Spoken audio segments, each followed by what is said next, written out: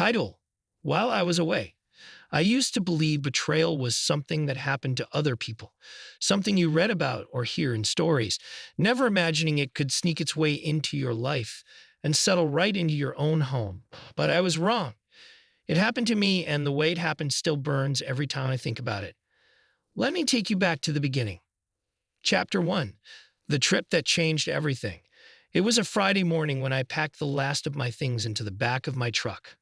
My friends and I, five of us, were heading up to Lake Hayden for a guy's weekend. Fishing, grilling, beers, and some much needed time away from the chaos of our everyday routines. Among the guys was my cousin Nate. He was more like a brother to me. We grew up together, went to the same high school, even shared a college apartment. He was charming, quick-witted, and just sly enough to be dangerous, though I never took it seriously. My wife, Lauren, was making breakfast while I grabbed my gear. She wore one of my old sweatshirts and had her hair pulled up. She looked tired but smiled when I kissed her goodbye. "You sure you'll be okay without me for 2 days?" I teased. "I'll manage," she laughed. "Maybe I'll finally catch up on sleep without you snoring next to me." I chuckled and grabbed my keys. "Call me if you need anything." That's when I got the text. "Nate? Hey man, I'm out. Woke up feeling like death. Stomach flu or something." I frowned. "Everything okay?" Lauren asked, seeing the look on my face. "Nate's not coming," I said. "Says he's sick." "Huh, that sucks," she said quickly, then turned back to the eggs. She didn't ask any more questions. I thought nothing of it. We left without him. Chapter 2: A Quiet Gut Feeling. The weekend was good for the most part, but something about Nate canceling last minute didn't sit right with me. I called him Saturday afternoon just to check in. No answer. I texted. No reply. Weird, since Nate was glued to his phone usually, but hey, if he was that sick, maybe he was just sleeping it off. I came home Sunday night exhausted but relaxed. Lauren greeted me at the door with a hug and a kiss, but something felt different. Her hug lingered a second too long. Her eyes didn't meet mine quite the same. "How was it?" she asked, brushing my hair back. "Good. Cold nights, bad beer, terrible jokes. The usual?" She smiled faintly. "You tired?" "Wiped out." She didn't ask about Nate. Not once.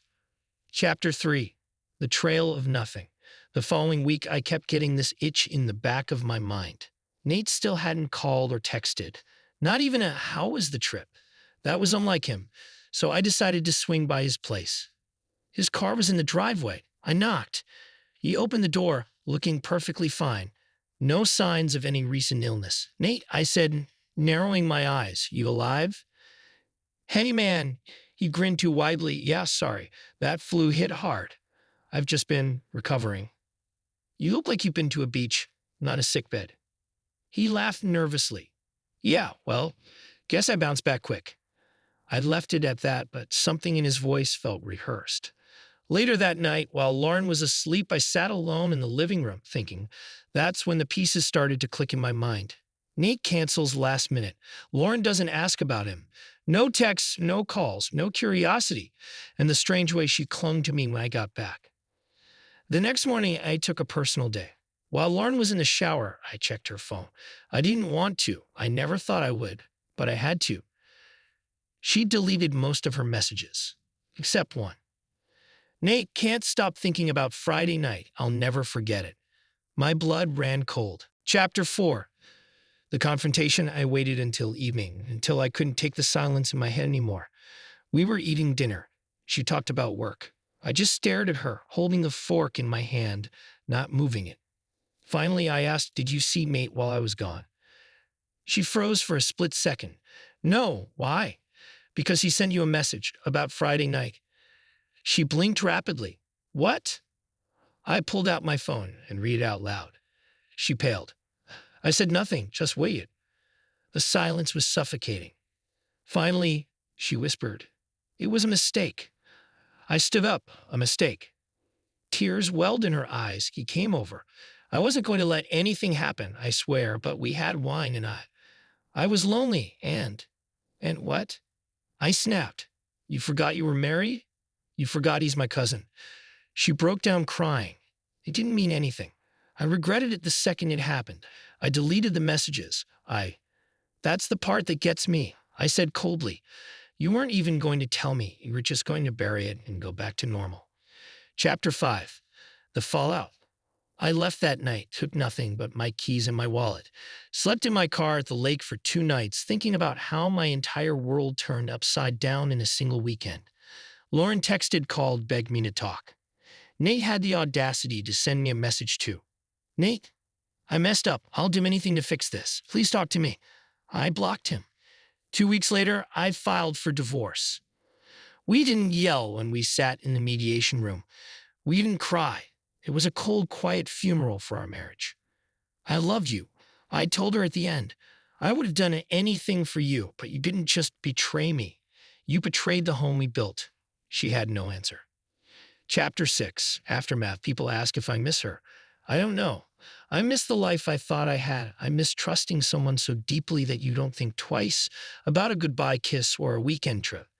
Nate, I haven't spoken to him since. My family tried to guilt me into working it out, saying, he's still your blood. No, he's a virus I had to cut out. As for Lauren, she moved to another city. I heard she's dating someone. Good for her. I hope she never finds another man dumb enough to trust her completely. Me, I'm healing.